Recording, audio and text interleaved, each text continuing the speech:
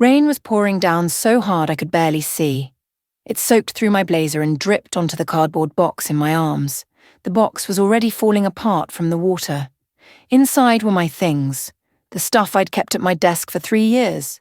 Behind me, through the glass doors of Hale Company, stood my boss, Aubrey Hale. Her arms were crossed like she was posing for a magazine. "You're done here, Lauren," she said loudly. Everyone in the lobby could hear her words. "Pack your things and get out." Her smile didn't reach her eyes. I felt tears mixing with the rain on my face. I was being fired right here, right now, and I hadn't done anything wrong. My name is Lauren Wells. Before that terrible moment in the rain, I thought I finally had my life figured out. I wasn't famous or special.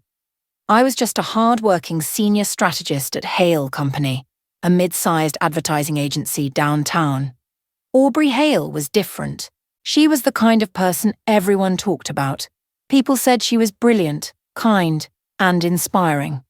Everyone wanted to work for her. I believed them too. I was grateful to have her as my boss. I worked hard every single day, stayed late, and gave everything to my job. I thought she saw that. I thought she appreciated me. I was so wrong about all of it. The first sign that something was wrong happened during a regular meeting. Aubrey asked me to share my ideas for a new campaign. I was excited. I spent hours preparing. I talked about my strategy, my creative direction, and my goals. Aubrey listened carefully and nodded along. Then the next day she presented my exact same ideas to the team. She explained them like she'd just thought of them that morning. She didn't mention my name once. When I approached her about it later, she laughed it off. "Oh, Lauren, we're a team," she said sweetly. "This is how collaboration works." I wanted to believe her. I told myself it was just a misunderstanding. But I noticed something in her smile. It was small, but it was there, a tiny twist at the corner of her mouth, like she knew exactly what she was doing. Then came Nathan. He was new to the team and suddenly he was in every meeting I was supposed to lead. Aubrey would pat his shoulder and say things like, "He has such a sharp mind," or "Nathan really understands strategy." Meanwhile, I'd be standing there with my reports and ideas, and she'd barely look at me. One morning, I realized something awful. Nathan's presentation included entire sections from my work, word for word. I'd shown him my research the day before just to help him get up to speed. He'd copied it without asking. When I mentioned it to Aubrey, she just said, "Well, he must have understood what you were explaining." That was it. No apology, no consequences for Nathan, just me feeling invisible. The public humiliation came during a client pitch rehearsal. I was presenting my ideas to the whole team before we met with the actual client. I was in the middle of explaining my strategy when Aubrey interrupted me. She didn't ask a question. She didn't wait for me to finish. She just cut me off mid-sentence. Then she turned to everyone else and said, "See, this is why we need stronger leadership around here." Everyone stared down at their shoes. I could feel my face burning red. My hands were shaking. My voice got quiet. I couldn't think straight. The rest of the meeting was torture. I sat there feeling small and stupid, even though I knew my ideas were good. A few days later, something unbelievable happened. The main file for my biggest project disappeared from our shared drive. It was just gone. Poof. Vanished. This wasn't just any file. It had all my research, my strategy, my creative concepts, everything I'd been working on for weeks. I searched everywhere. I checked my emails, my backup folders, everything. Nothing. That afternoon, Aubrey stormed into my office without knocking. "Lauren, why are you so disorganized?" she demanded. She looked almost happy about it, like she was enjoying my panic.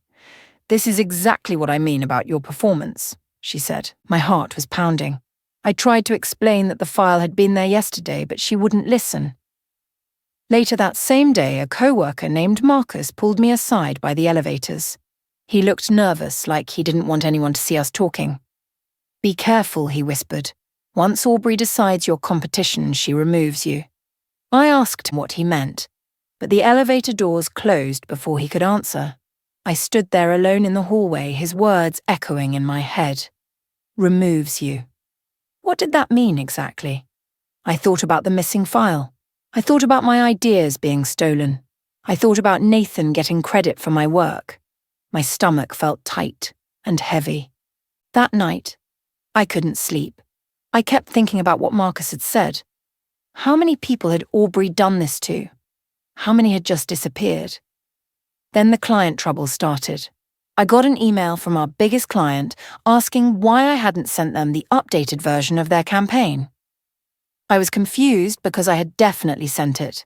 I checked my email history, I checked my sent folder, I even checked with the delivery service.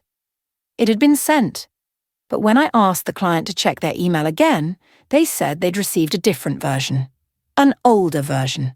A bad version. It was sloppy and incomplete. I immediately realized what had happened. Someone had replaced my final professional document with an old draft. Someone had made me look careless. Someone had made me look unprepared. I knew who that someone was. My mid-year review came 2 weeks before I got fired. Aubrey smiled sweetly as I sat across from her. "Your attitude concerns me, Lauren," she said. Then she tore apart my work. She said my ideas weren't creative enough. She said my communication was unclear. She said I wasn't a team player. Nothing she said made sense.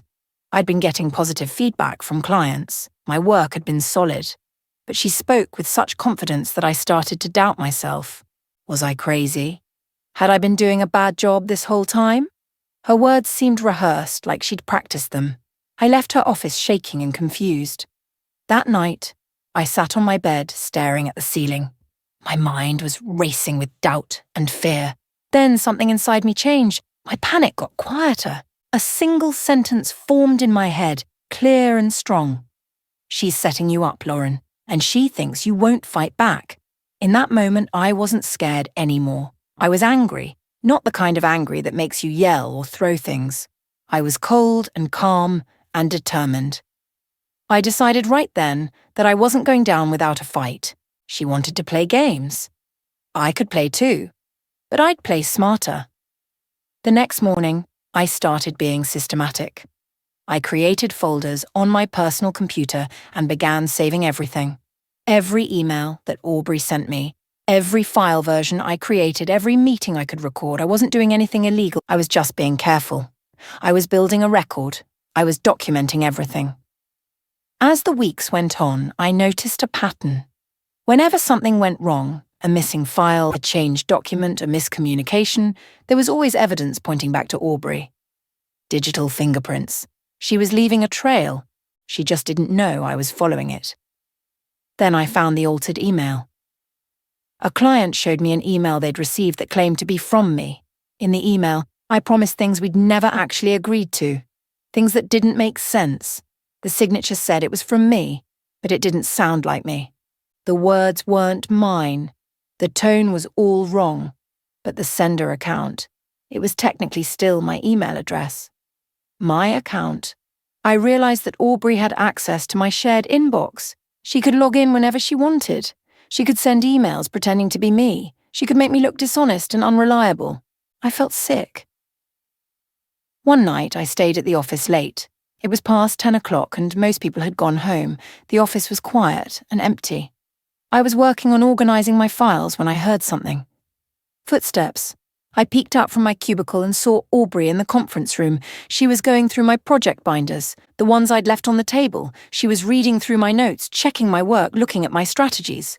I didn't move, I barely breathed. My heart was pounding so loudly I was sure she'd hear it. She didn't see me watching. She just kept going through my things like she owned them. That's when I understood the full picture. It wasn't just about sabotaging me anymore. Our agency's biggest contract, the Whitford Avery account, was on thin ice. The client had complained about inconsistencies. They were frustrated. They were thinking about taking their business elsewhere. And every single inconsistency traced back to a project where Aubrey had interfered. She wasn't just trying to get rid of me. She was risking the whole company. She was willing to destroy Hale Company just to push me out. 2 days before the major client presentation, Aubrey called me into her office. I sat down and she looked at me with fake concern. "Lauren, you've become a liability," she said.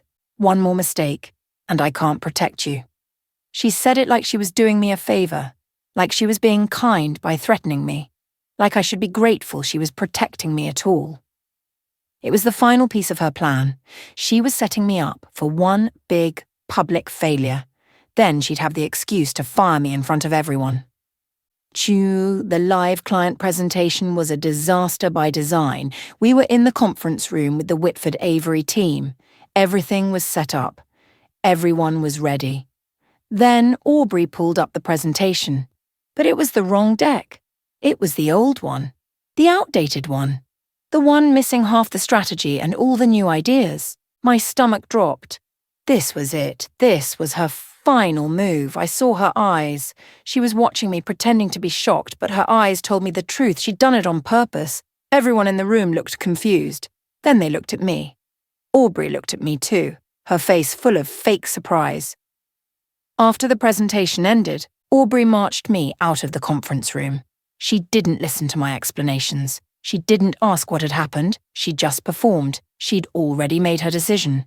She walked me out to the lobby in front of everyone. "You're done here, Lauren," she announced loudly. "Pack your things and get out." She made sure everyone heard it. She made sure everyone saw it.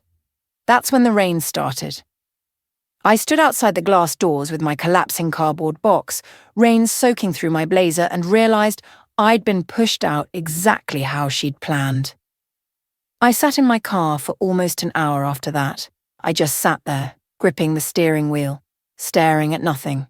Rain pounded on the windshield. Then I made a decision. I found my phone and called Miriam, the head of accounts. She'd always been fair and smart. "Miriam, I need to meet with you," I said, keeping my voice calm. "I have something you need to see." My voice barely shook, even though inside I was terrified. She hesitated for a moment, then agreed to meet me at a cafe nearby. At the cafe, with coffee growing cold between us, I laid everything out. I showed Miriam the timelines. I showed her the file histories and the altered emails.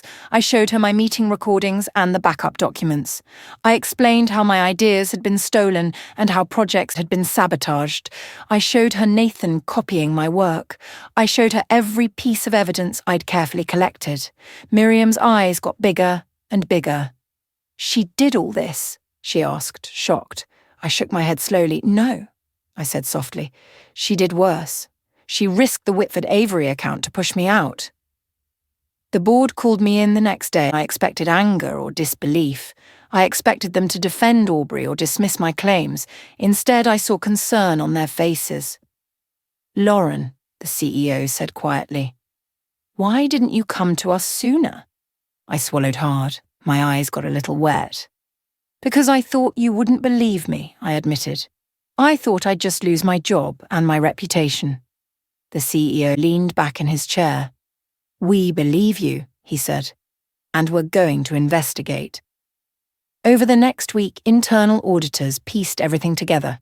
They didn't need my help after that first meeting. They found their own evidence. Every lie, every piece of sabotage, every manipulated file and altered email. It was all there, documented and undeniable. Aubrey had left a digital trail that was impossible to ignore. The auditors found emails she'd thought she'd deleted. They found file modification records. They found security footage of her in the office after hours. She'd been so confident in her plan that she hadn't bothered to cover her tracks carefully enough. They didn't fire Aubrey in front of everyone. That wasn't the company's style. Instead, they brought her into a private meeting with the board and security. I don't know exactly what happened in that room, but I'll never forget what I saw after. She walked out, white-faced and unfocused. Her badge had already been deactivated. She was escorted out by security. She didn't look at me. She didn't have to. In her eyes, I could see that she knew. She knew that I'd fought back. She knew that I'd won. A week later, the CEO called me into his office. I was nervous about what he might say. "Lauren, we want you back," he said. "Not just back. We want you leading the strategy team." He offered me a higher position, a bigger salary, real authority and respect. No Aubrey. I sat there trying to process his words. A month ago, I'd been standing in the rain with a collapsing box. Now I was being offered everything I'd worked for. Walking back through those glass doors felt surreal. The same doors she'd shut in my face, the same lobby where she'd humiliated me publicly. Everything looked different now. The team stood when I entered the conference room. It wasn't pity in their eyes, it was respect. They'd all seen what had happened. They'd all watched her fire me unfairly. Now they were seeing justice. I set my things down on the table and breathed in deeply. I was home, but on my terms this time. I never heard from Aubrey again. Not a message, not a rumour in the industry. She simply vanished from the advertising world she'd once dominated. As for me, I rebuilt and thrived. I learned an important lesson about staying silent, but I also learned the power of staying calm. My revenge wasn't loud or dramatic. It wasn't about getting even or making her suffer. It was about becoming someone she never thought I could be. Someone stronger, someone smarter, someone who wouldn't stay down. And her biggest mistake? She thought kicking me out would keep me on the ground. She had no idea that I'd come back standing taller than ever before,